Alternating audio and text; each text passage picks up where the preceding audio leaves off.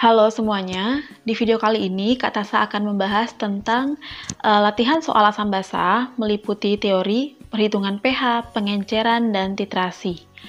Perhitungan pH di sini adalah perhitungan pH dasar, seperti perhitungan pH asam kuat, basa kuat, asam lemah, dan basa lemah, dan juga cara mengidentifikasi senyawa dan rumus-rumusnya.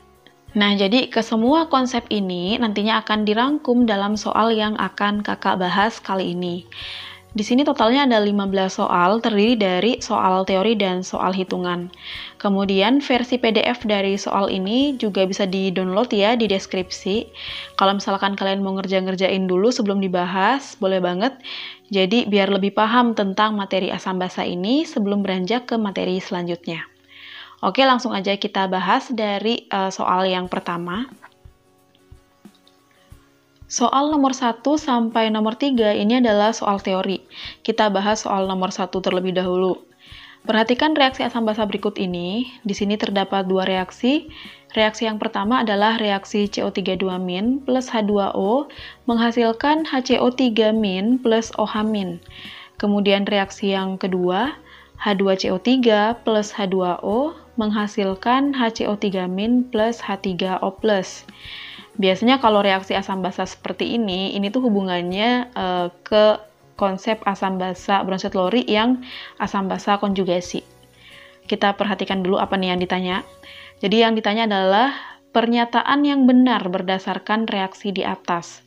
Opsi A, spesies HCO3- berlaku sebagai asam pada reaksi 1 dan basa pada reaksi 2.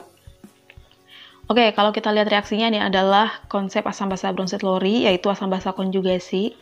Asam basa konjugasi itu berarti senyawa dikatakan asam dan basa itu tergantung dari pasangannya. Nah, yang berpasangan ini adalah senyawa yang memiliki unsur sama dan memiliki selisih 1H. Untuk reaksi yang pertama, ini yang berkonjugasi adalah CO3- dan HCO3-. Kemudian konjugasi satunya lagi adalah H2O dan OH-. Pasangan pertama yaitu CO3- dan HCO3-. Di sini yang jumlahannya lebih banyak adalah yang HCO3-. Berarti pada reaksi 1, HCO3- ini bertindak sebagai asam. Oke, kita lingkari ya. Di sini tuh HCO3- bertindak sebagai asam pada reaksi yang pertama. Kemudian pada reaksi yang kedua, kita pasang-pasangkan dulu berdasarkan konjugasinya. Yang pertama adalah H2CO3 berpasangan atau berkonjugasi dengan HCO3-. Kemudian yang H2O ini berkonjugasi dengan H3O+. Dilihat dari konjugasinya, berarti HCO3- pada reaksi 2 ini kan jumlahannya lebih sedikit dibanding pasangannya, yaitu H2CO3. Berarti HCO3- pada reaksi 2 ini bertindak sebagai basa. Jadi opsi A ini benar ya, karena kan spesies HCO3- berlaku sebagai asam pada reaksi 1 dan basa pada reaksi 2. Selanjutnya, soal nomor 2. Perhatikan reaksi di bawah ini. H2O plus H2S menghasilkan H3O plus HS-. Senyawa yang menerima proton adalah senyawa yang menerima proton. Nah, proton di sini dalam konsep asam basa adalah ion H+. Senyawa yang menerima H+ berdasarkan konsep asam basa Brownstedt-Lowry adalah basa. Jadi, Brownstedt-Lowry ini mendefinisikan asam dan basa berdasarkan serah terima H+. Jadi, kalau hubungannya dengan serah terima H+, pasti itu adalah konsep asam basa Brownstedt-Lowry. Di mana yang donor H+ adalah asam dan yang menerima H+ adalah basa. Nah, kemudian konsep asam basa Brownstedt-Lowry itu juga berhubungan dengan konsep asam basa konjugasi. Jadi, reaksi yang diberikan pada soal ini adalah asam basa konjugasi. Jadi, kita pasang-pasangkan dulu berdasarkan konjugasinya. Pasangan pertama adalah H2O dan H3O+. Ini adalah pasangan dengan unsur sama dan selisih 1H. Kemudian pasangan yang kedua adalah H2S dan HS-. Kita perhatikan dulu pasangan yang pertama, yaitu H2O dan H3O+. Nah, di antara kedua pasangan ini, yang jumlahannya lebih sedikit itu kan H2O. Jadi, pada pasangan konjugasi yang pertama, yaitu H2O dan H3O+, H2O ini bertindak sebagai basa. Kemudian kita perhatikan konjugasi yang kedua, yaitu H2S dan HS-. Di sini yang jumlahannya lebih sedikit adalah HS-, jadi HS- di sini bertindak sebagai basa juga. Kita beri nama yang H2O ini basa 1, kemudian yang HS- adalah basa 2-nya. Jadi jawabannya adalah B, karena kan H2O dan HS- ini sama-sama bersifat basa, berdasarkan reaksi ini. Kemudian soal nomor 3, yang merupakan pasangan asam basa konjugasi pada soal nomor 2 adalah, nah kalau soalnya menanyakan tentang pasangan asam basa konjugasi, kita langsung lihat opsi jawaban yang tersedia aja. Yang A ini jelas salah, karena kan H2O dan H2S ini unsurnya beda kan, jadi ini tidak mungkin berkonjugasi. Kemudian yang B, H2O dan HS- ini juga salah. Yang C, H2O dan H3O+. Nah, ini adalah berkonjugasi ya, soalnya kan unsurnya sama, selisih 1H. Kita simpen dulu. Kemudian yang D, H2S dan HS-. Nah, ini juga benar, ini berkonjugasi, jadi kita simpen. Kemudian yang E, H3O+ dan HS- ini jelas salah, karena unsurnya beda, jelas tidak berkonjugasi. Nah, di sini tuh kita punya dua opsi ya, C dan D. Yang pertama, H2O dan H3O+, kemudian yang kedua, H2S dan HS-. Di opsi C, H2O dan H3O+. Nah, H2O ini, karena jumlahnya lebih sedikit dibanding konjugasinya, berarti H2O ini adalah basanya. Kemudian H3O+ di sini adalah asamnya. Kemudian untuk yang opsi D, H2S dan HS-. Nah, H2S ini kan jumlahannya lebih banyak dibanding konjugasinya. Berarti yang H2S ini tuh asam. Kemudian yang HS- ini tuh basa. Kita balikin ke soal, tadi yang ditanyakan adalah pasangan asam basa konjugasi. Berarti jawabannya adalah D, asam basa. Kalau yang C ini adalah basa asam. Jadi jeli ya, perhatikan soal ini tuh soalnya menjebak yang nomor 3. Jadi kalau nggak teliti, bisa aja salah menjawab. Soal selanjutnya, soal nomor 4, ini masih soal tentang teori asam basa. Soal nomor 4, reaksi berikut ini merupakan reaksi asam basa Lewis. Pertanyaannya, spesies yang bertindak sebagai asam Lewis adalah... Oke, jadi di sini tuh asam basa Lewis berkebalikan dengan asam basa bronzit-lowry ya. Jadi kalau asam basa bronzit-lowry itu kan asam yang donor H+. Nah, kalau di Lewis, asam ini yang penerima, bukan yang donor, tapi penerima PEB atau pasangan elektron bebas. Basa kalau di bronzit-lowry itu kan yang menerima. Nah, kalau dalam Lewis, basa ini yang donor, tapi yang didonorkan adalah PEB. Kita lihat aja untuk menentukan asam basa Lewis, karena asam ini penerima PEB, berarti asamnya itu tidak memiliki PEB. Dan basa di sini kan donor PEB, berarti basa ini memiliki PEB. Tapi udah jelas ya, di sini kan ada gambar panah kan, di sini ada panah ke arah Al. Jadi yang Al pada senyawa AlCl3 ini menerima PEB, sedangkan Cl pada senyawa RCl ini yang mendonorkan. Nah, cuman yang bersifat asam itu bukan Al-nya saja, melainkan satu kesatuan senyawa tempat Al-nya berada. Nah, di sini kan yang menerima Al. Al ini dalam senyawa AlCl3. Berarti yang asam adalah AlCl3. Kemudian yang RCl di sini karena yang mendonorkan PEB, berarti yang RCl ini bertindak sebagai basa Lewis. Yang AlCl3 tadi asam Lewis. Kalau nggak ada tanda panahnya, kita cek aja mana yang tidak punya PEB dan mana yang memiliki PEB untuk menentukan asam dan basa Lewisnya. Soal nomor 5, oke, ini masuk ke soal perhitungan. Jika 40 ml larutan NaOH 0,1 molaritas dicampurkan dengan 60 ml larutan HCl 0,05 molaritas, maka banyaknya larutan H2SO4 0,05 molaritas yang dibutuhkan untuk menetralkan campuran tersebut adalah berapa mili.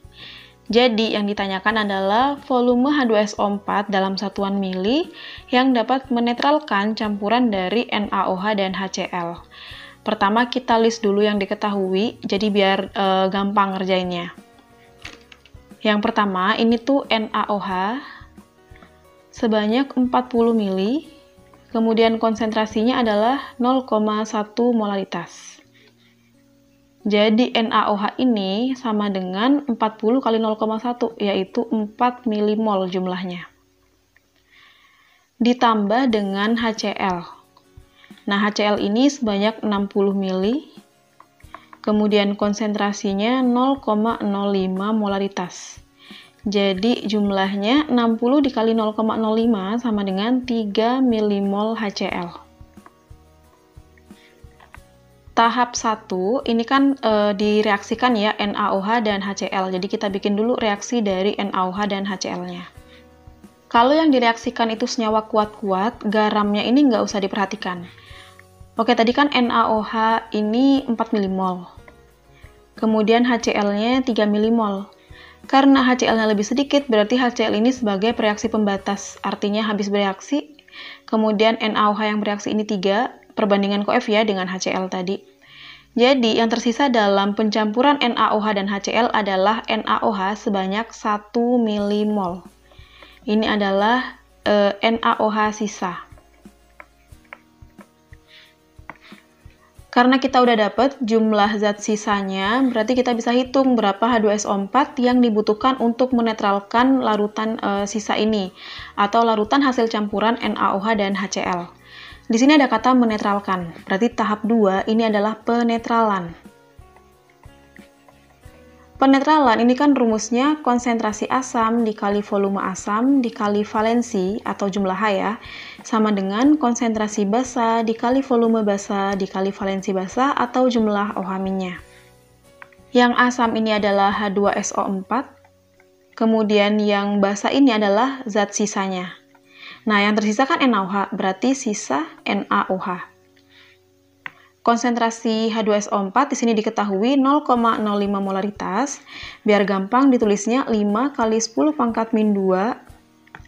Kemudian volumenya belum diketahui. Valensinya 2. Sama dengan molaritas basa dikali volume basa. Ini kan sama dengan mol ya, M kali V kan mol. Nah, tapi di sini kan satuannya milimol. Ya nggak apa-apa, kita pakai aja satuan milimol ini, asalkan kalau di sini menggunakan satuan milimol, volume asam di sini tuh dalam mililiter juga. Nah, jadi ini tadi NaOH-nya 1 milimol. Langsung aja nih 1 milimol dikali valensinya langsung ya, karena kan milimol ini udah mewakili M kali V. Jumlah OH dari NaOH-nya 1. Oke, kita hitung. Di sini kan yang asam 5 kali 10 pangkat min 2 kali V kali 2. Nah, 5 kali 10 pangkat min 2 kali 2 itu berarti kan 10 kali 10 pangkat min 2 atau 10 pangkat min 1. Dikali volume asam sama dengan 1 milimol basanya. Berarti volume asam sama dengan 1 per 10 pangkat min 1 sama dengan 10. Karena basanya tadi milimol, berarti kan ini 10 mililiter. Jadi, H2SO4 yang diperlukan untuk menetralkan campuran NaOH dan HCl adalah 10 mili. Jawabannya yang C. Oke, lanjut soal nomor 6. Larutan basa lemah bervalensi 1 memiliki pH sama dengan 8,5.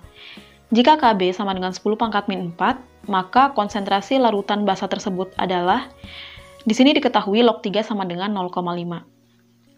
Basa bervalensi 1 adalah basa yang jumlah OH-nya 1. Nah, ini bisa kita misalkan senyawa basanya adalah LOH. Sebenarnya kalau senyawa lemah, baik itu asam lemah ataupun basa lemah, misalkan kita nggak tahu senyawanya apa, itu nggak masalah ya. Karena kalau di rumus yang senyawa lemah, itu kan nggak ada unsur valensinya. Nah, tapi kalau yang senyawa kuat, kita wajib tahu senyawanya itu apa, karena di rumusnya ada valensinya.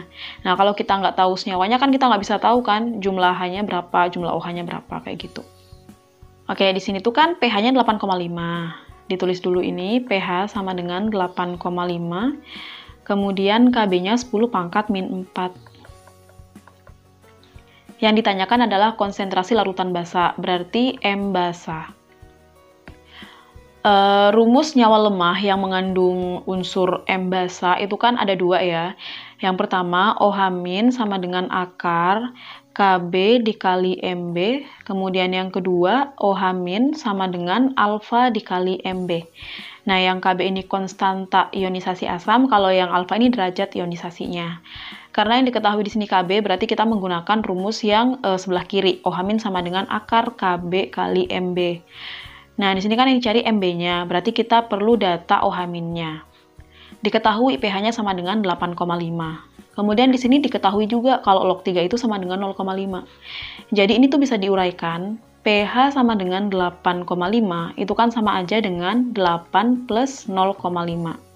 Nah, bisa dong kalau ditulis 8 plus log 3, soalnya kan 0,5 itu sama dengan log 3. Kalau pH-nya sama dengan 8 plus log 3, berarti kita bisa hitung pOH-nya. pOH ini sama dengan 14 dikurangi pH, berarti 14 dikurangi 8 plus log 3. Sama dengan 6 min log 3.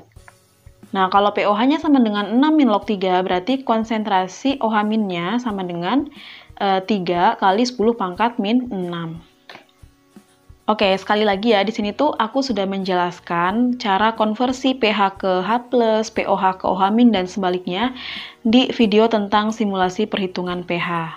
Jadi di sini kita langsung aja ya, OH-nya sama dengan 3 kali 10 pangkat min 6.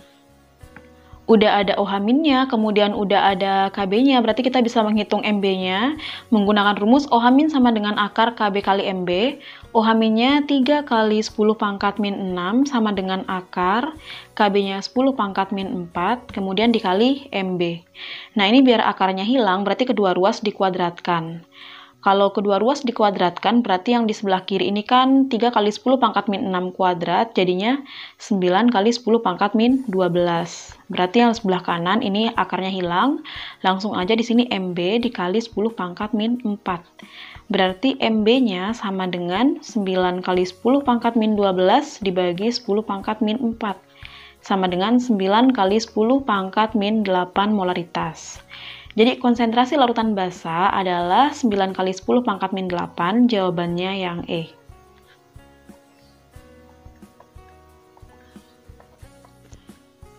Selanjutnya adalah soal nomor 7. Nah, soal nomor 7 ini adalah soal asam basa yang pernah muncul di SBMPTN tahun 2016.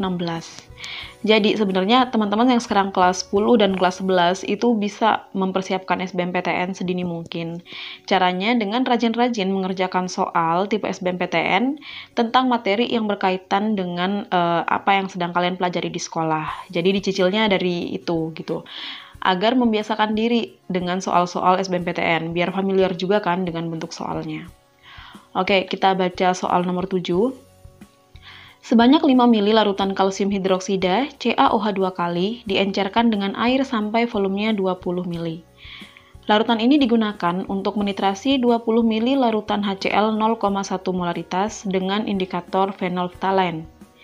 Bila titik akhir titrasi diperoleh saat volume kalsium hidroksida mencapai 10 mili, maka konsentrasi larutan basa awal adalah. Pertama kita list dulu konsep yang digunakan dalam soal ini. Di kalimat pertama, ini kan 5 mili larutan kalsium hidroksida diencerkan. Nah, di sini berarti konsep yang digunakan adalah pengenceran ya. Yang diencerkan adalah CaOH 2 kali. Rumus pengenceran ini kan M1 dikali V1 sama dengan M2 kali V total. Jadi pengenceran itu akan mengubah nilai konsentrasi. Yang awalnya M1 menjadi M2. Cuman di soal ini tuh tidak diketahui kan M1-nya berapa. Berarti bisa kita anggap ini tuh X. Kemudian volume satunya, ini volume sebelum pengenceran yaitu 5 mili. Menjadi M2. Nah, M2-nya juga tidak diketahui. Tapi yang jelas kan pengenceran ini mengubah konsentrasi kan. Jadi kalau misalkan awalnya X, kita anggap M2-nya itu Y. Kemudian V totalnya ini adalah volume akhir, jadi ini 20 mili. Selanjutnya, kalimat kedua, larutan ini digunakan untuk menitrasi 20 mili larutan HCl 0,1 molaritas. Nah, selain konsep pengenceran, di sini juga ada konsep titrasi. Jadi yang kedua adalah titrasi atau penetralan. Pertama kan CaOH 2 kali ini diencerkan dulu. Nah, setelah diencerkan kemudian dititrasi dengan HCl. HCl ini asam kuat. Volume HCl yang tersedia adalah 20 mili. konsentrasinya 0,1 molaritas.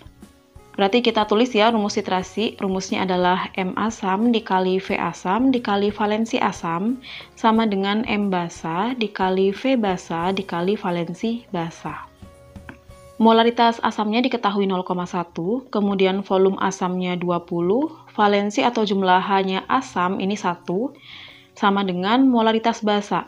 Nah, tadi kan basa yang dititrasi dengan HCl ini kan diencerkan dulu. Nah, berarti yang dimasukkan ke dalam rumus titrasi ini adalah kondisi yang kedua, yang hasil pengenceran, di mana molaritasnya sama dengan Y.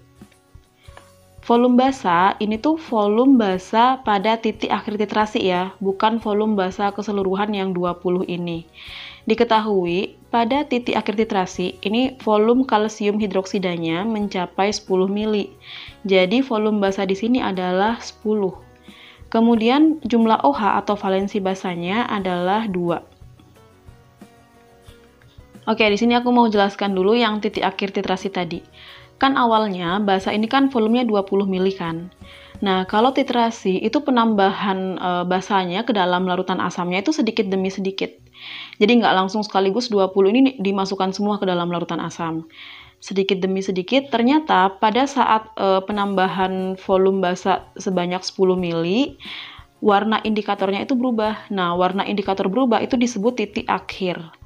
Jadi yang dimasukkan ke rumus titrasinya itu adalah 10, artinya 10 mili basa yang digunakan untuk dapat menetralkan atau menetrasi HCl. Jadi hati-hati, kadang soal ini tuh banyak yang salah mengerjakan karena volume basa yang dimasukkan ke rumus titrasi itu volume basa yang keseluruhan, bukan volume pada titik akhir titrasinya. Oke, kita hitung ya. Di sini 20 kali 0,1 sama dengan 2, kemudian M basanya ini Y dikali 20 ya, VB kali jumlah OH-nya. Berarti Y ini sama dengan 2 dibagi 20 sama dengan 0,1 molaritas. Nah, kita udah dapet Y, yaitu adalah konsentrasi basa hasil pengenceran, ini adalah 0,1 molaritas. Karena Y-nya udah dapat, berarti kan kita bisa nih menghitung nilai X-nya. Selanjutnya, ini kita tulis lagi aja persamaan di konsep pengenceran yang pertama tadi. Ini kan tadi ada X kali 5 sama dengan Y dikali 20. X ini konsentrasi awal, dikali 5 ini volume awalnya.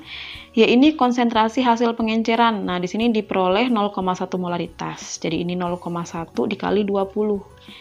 Jadi X-nya sama dengan 2 dibagi 5 sama dengan 0,4 molaritas. Jadi jawabannya adalah B.